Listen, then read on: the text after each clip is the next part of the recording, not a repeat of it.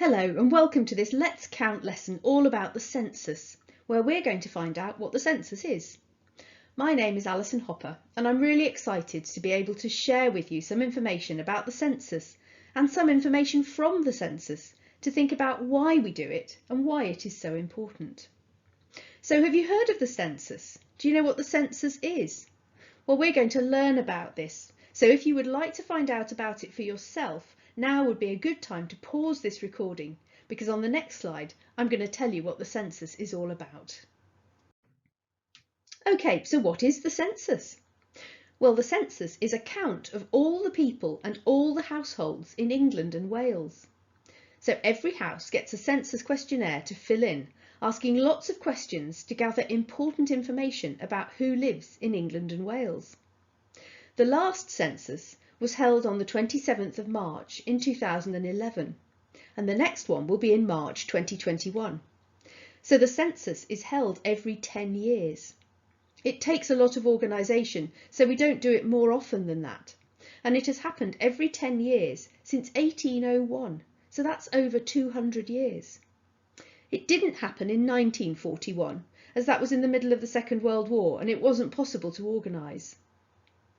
So there is a lot of information about how England and Wales have changed over the last 200 years.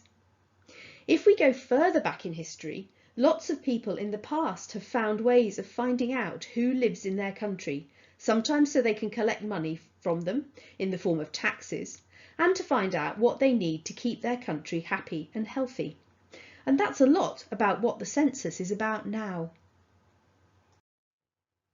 So as we have said, it is a count of all the people in England and Wales.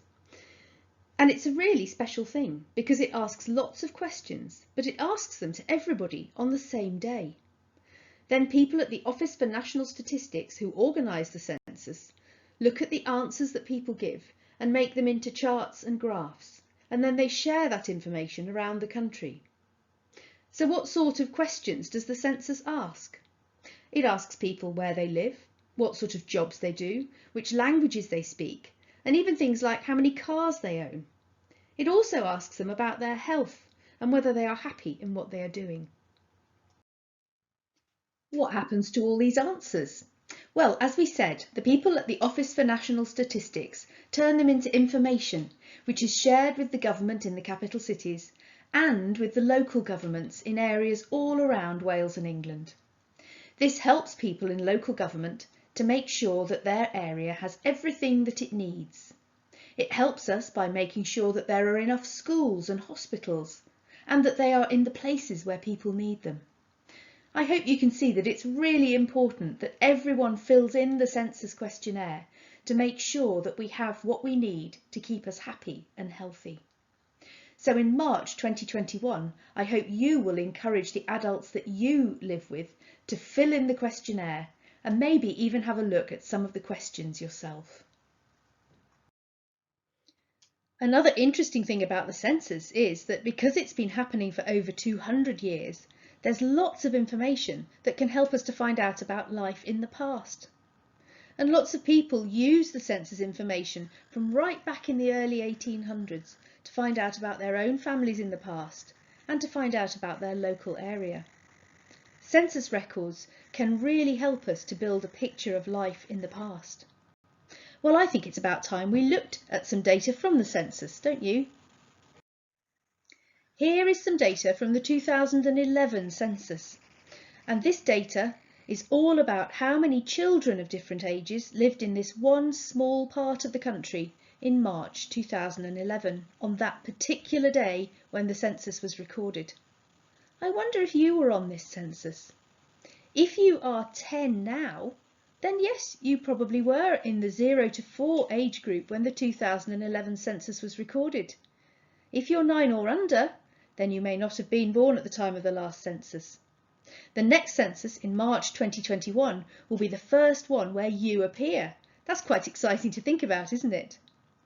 So when the questionnaire comes to your house, you'll be able to see yourself added to the information for the first time.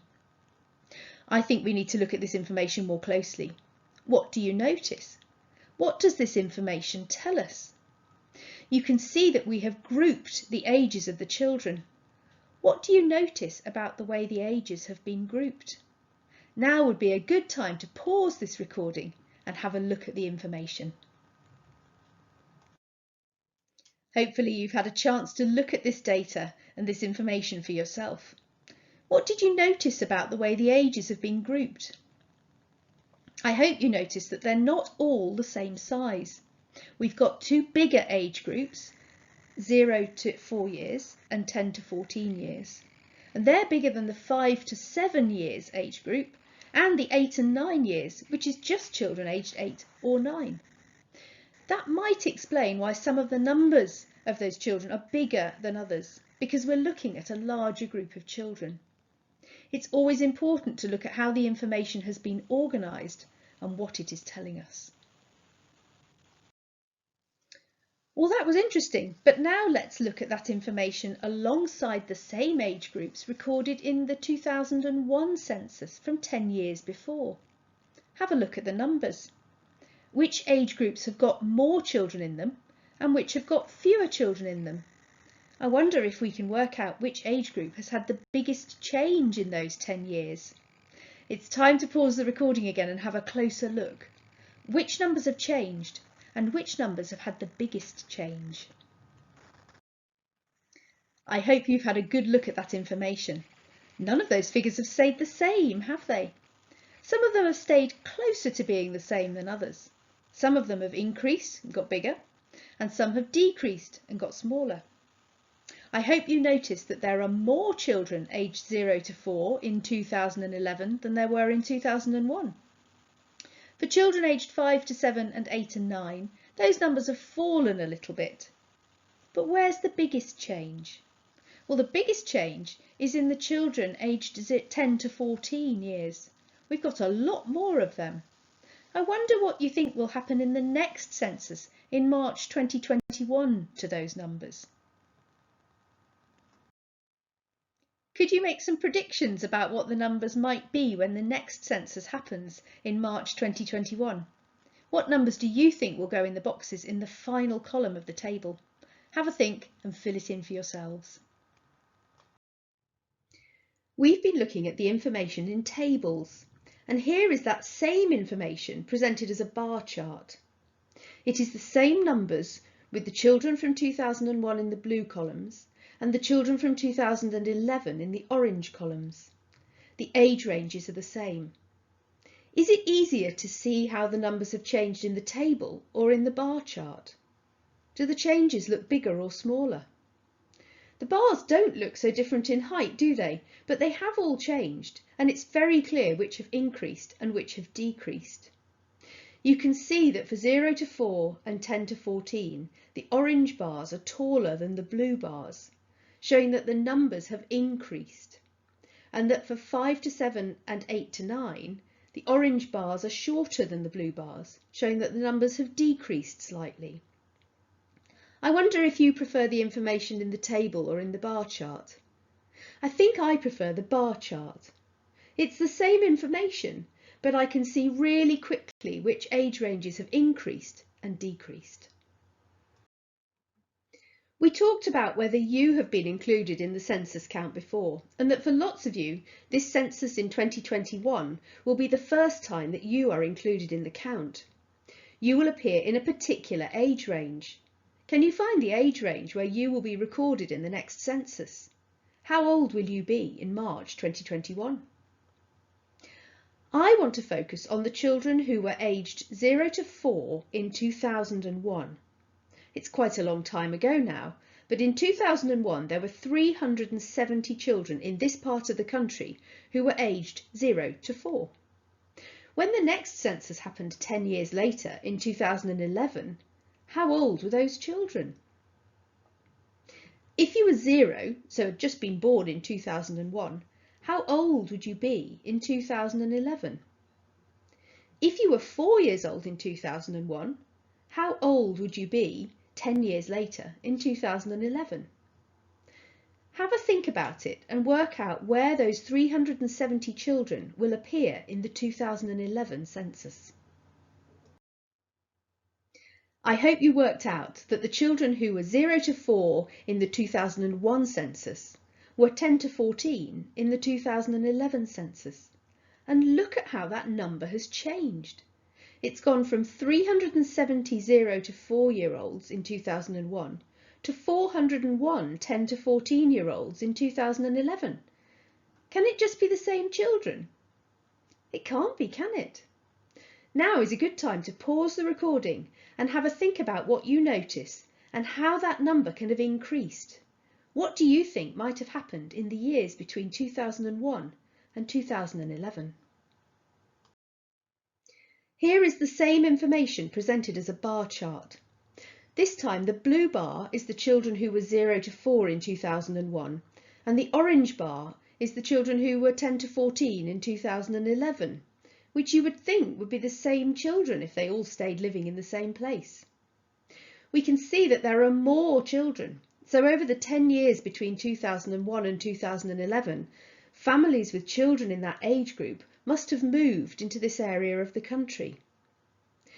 One of the important things that the census does is to tell us how our areas are changing and how the population, the people who live there, is changing, and how what we have in our area may need to change because of the different people who live there, our changing population. We've got more children now in this area who are 10 to 14 than there were before. What do we know about children in this age group? What do children aged 10 to 14 like to do? You may have friends, brothers, sisters, cousins who are 10 to 14. Children in this age group are leaving primary school and starting at secondary school. You might be about to be part of this age group, or you will be soon. They will soon be teenagers.